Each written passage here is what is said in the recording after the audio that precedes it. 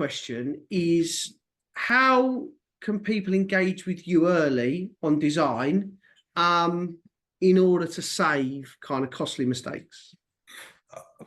The best thing, because I used to be a builder with my dad, and the hardest thing for us was, number one, obviously getting customers to see the kitchen and the area. But say, for instance, you start putting like the windows, like you start getting to the bit where you're doing the windows, and they say, "Oh, I don't know, I didn't know it was going to look like that," or could we make it smaller and could we make it bigger? And yes, the answer to all of those questions is yes. Can I move the door? Yes, 100%. However, it's going to cost the customer money and it's going to cost the builder time. Yes. Both of those things are very important to both of them.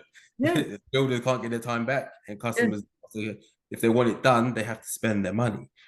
So what we do with the VR is, even if a customer's having a design where they're probably knocking down the wall or they're doing something like that, we can do that in the VR before they pay somebody to do it, and then they know whether they have to do it or not.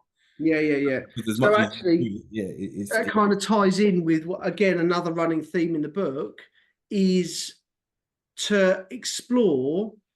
If you have not got an architect or a designer that is kind of pushing you to explore different designs, you've got the wrong designer. And it's much like you said yourself, is that actually you can help answer all of those questions in a VR style than having those costly mistakes afterwards, right? Yeah. And what we do as well, when customers do come to us with design ideas, we break them down. Some people like it, some people don't, because again, the kitchen is the most exciting part of any renovation for a family. So sometimes we do break it down, but we just want to make sure that the customers are not doing something that they don't need. Like, say, for instance, a customer the other day said, "I need ladders across this whole wall. I saw it at somebody else's house. I love it." The first question Luke or Tom will ask is, "Are you going to fit it?" Because as lovely as it looks, does it work for you? Because at the end of the day, you could get ladders across the whole wall, and then somebody open it, and there's a tin of beans from 1997 in there. Like, it's messes the bag. You've spent the money on it, and what we go with the thing of less is more. It is our job to put boxes in places. It just is. But what we want to do is we want to make sure that the kitchen is aesthetically pleasing, but also functional and practical as well. On top of it, because at the end of the day, you're going to pay for it, but if you're not going to fill the space, then I love that. What a great theory, because we the first section in the book is should you build? And I genuinely do not believe that enough people ask themselves that. They don't sit there, they'll go, "We'll have a loft conversion today," try and order it on Amazon, realise they can't. But nobody ever stops and says, should I actually be doing this? But you're leading that actually from a kitchen point of view. It might look good. How are you going to clean it? How are you going to fill it? Yeah. That's all the aspects of things that we look at. And that's just things that customers don't think about firsthand. They need to be guided, and it's no fault to themselves, because that's just what they do. But other kitchen companies, if you come in and say, "I want ladders across the whole wall," they'll give it to you. And that's it. You see that with designers, you see that with specialist design all the time.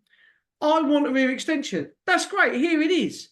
No, but you're different in terms of kitchen design, and I would push anybody the same as a designer, that allow you to control, allow you to say, ask the right questions. Do you need it?